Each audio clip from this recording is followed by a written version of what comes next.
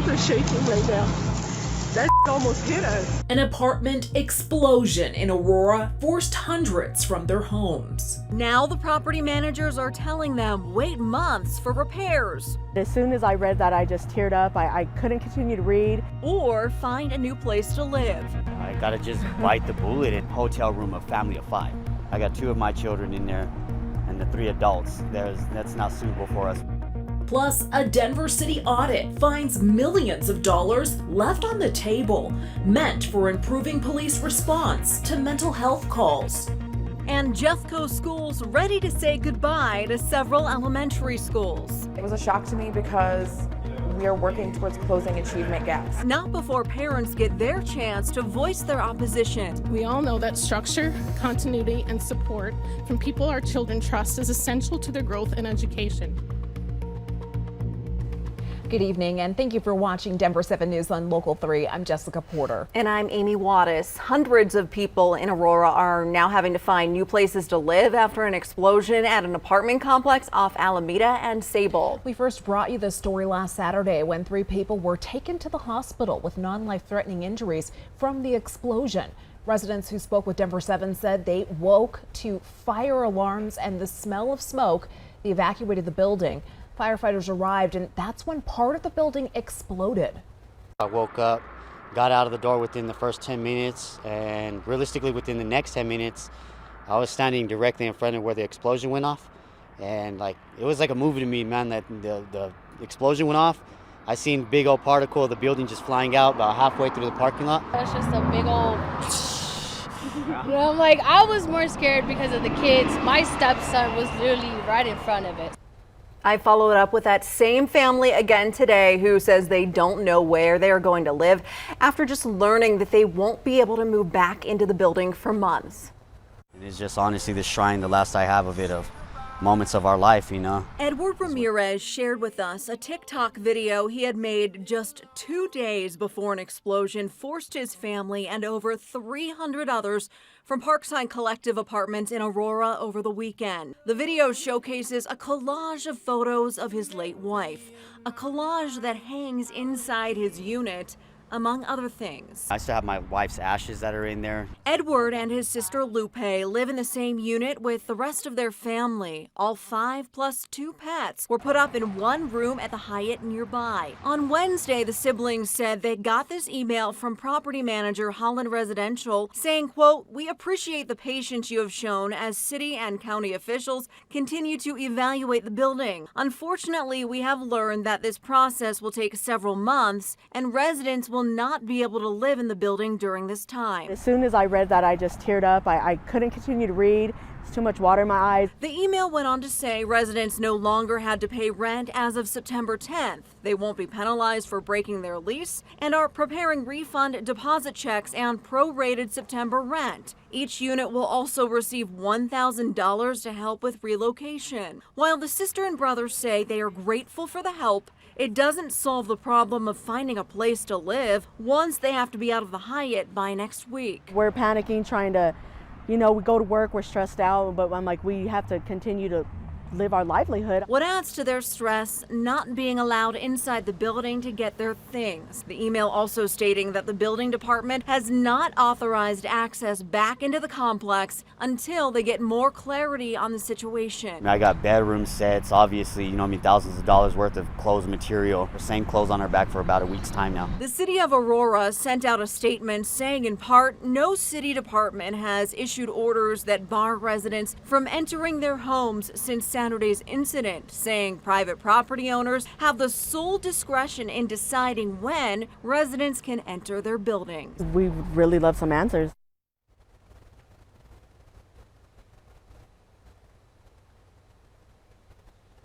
Now, I asked the city of Aurora if they know what caused the explosion. They said they don't. I also reached down to the property manager to see if they can tell us when residents will be able to get back into their units to get their belongings and if they will continue to provide housing for the foreseeable future. And we are waiting to hear back from them, too. Police have arrested 2 16-year-old boys in connection to a shooting outside of the Carla Madison Recreation Center in Denver last week. One of the teens is being held on 2 accounts of attempted murder. The other is facing accessory to the crime. Police say the shooting began as a fight between the two teens and a 20-year-old male. One of the suspects fired a gun, hitting the man and an innocent bystander, 14-year-old RJ Harding. Harding was shot in the face and is still in the hospital recovering. Denver police tell us Harding was not involved in the fight. Tomorrow, Arvada police officer Dylan Vakoff will be laid to rest. We'll bring you coverage all morning long on Denver 7 and Local 3.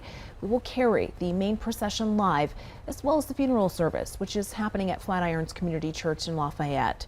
That's expected to begin at 10 a.m. You can also watch all morning long on Denver 7 Plus. Wasted grant money, late payments, and improper spending. The city of Denver's auditor released a report today questioning the management of grant money by Denver's police department and the Department of Public Safety. Let's give you some better context on the report's findings. First, where the money was supposed to go. It was supposed to fund the co-responder program, which pairs a licensed mental health professional with a police officer to respond to calls for mental health needs. In 2018, voters approved a 0.25% sales and use tax increase to fund more behavioral health services. The funds generated from the tax increase were dispersed by a nonprofit organization called the Caring for Denver Foundation. The audit finds the police department left $383,000 of grant money for the co-responder program unused. With gained interest, that now totals $438,000. Since it is grant money, it is use it or lose it, and that money must now be returned. The audit finds DPD management wrongly assumed the money would roll over year to year. In addition to the unused grant money, the audit finds some grant money was used for things like travel expenses and utility bills. It also finds the city of Denver accrued thousands in late fee penalties from the nonprofit meant to provide services for the co-responder program. The Denver City Auditor released 25 recommendations for the police department. Among the recommendations, the auditor wants the city to calculate and pay overdue costs, establish a secure invoice transfer system, and create a grant oversight position to monitor compliance. Denver's Department of Public Safety released a statement today. In it, they say they appreciate the auditor's work and then add in part, quote, "The report did not factor in the environmental, societal, or economic factors that directly impacted this program, including a global pandemic, civil unrest, and severe economic challenges that had major impacts on staffing and administrative capacity." Tonight, Boulder City Council is discussing reopening parts of West Pearl Street to traffic. At the start of the pandemic, the area was closed off to allow restaurants, cafes, and bars to expand outdoor dining. Now that many COVID protocols have been lifted, some businesses in the area say they'd like to see the area reopened as soon as next month. Those businesses feel the closure has stifled customers, and others feel differently and say keeping the area closed off traffic encourages more people to bike or walk and positively contributes to the city's climate goals. The Downtown Boulder Partnership tells Denver 7 it supports reopening the street, but is hoping City Council will advise staffers to study other available options. The restaurants and retail are very interested in the car traffic and the parking returning. I think there is interest in exploring some other options, especially seasonally, but I think reasonably everybody expects for the winter to be able to have access, vehicular access and parking back. Denver 7 is monitoring tonight's City Council meeting and will share updates if any decisions are made.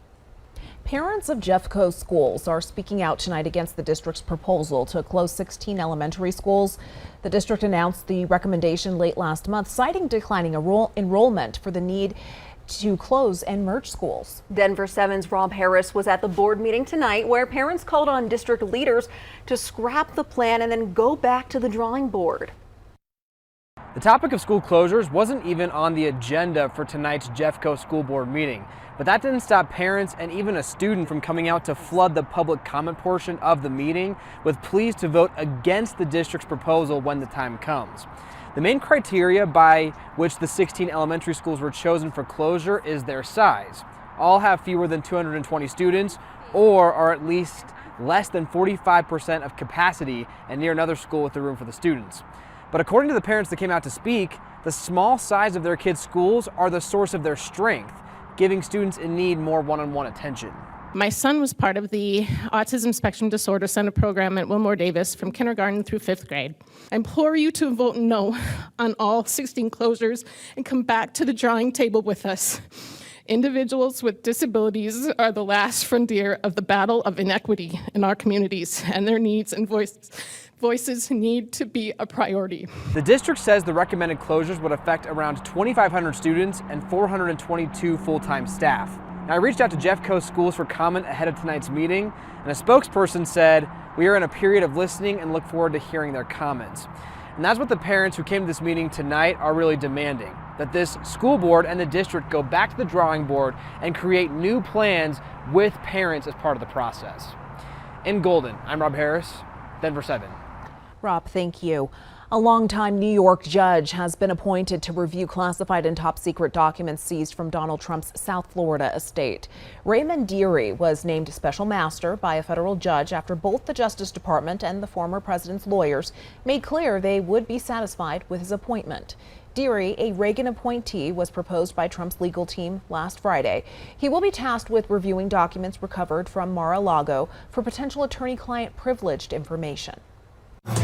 Coming up, a 1 in 40 shot at winning affordable housing. All of our apartments, all of our subsidized, has anywhere from a 6-month or longer wait list. We're going in depth on the Metro's housing logjam now that Denver's annual housing lottery is accepting applications. It would offer me like a home base where I can actually make plans for my life. Scattered storms ending on the plains. Coming up, a great looking weekend forecast.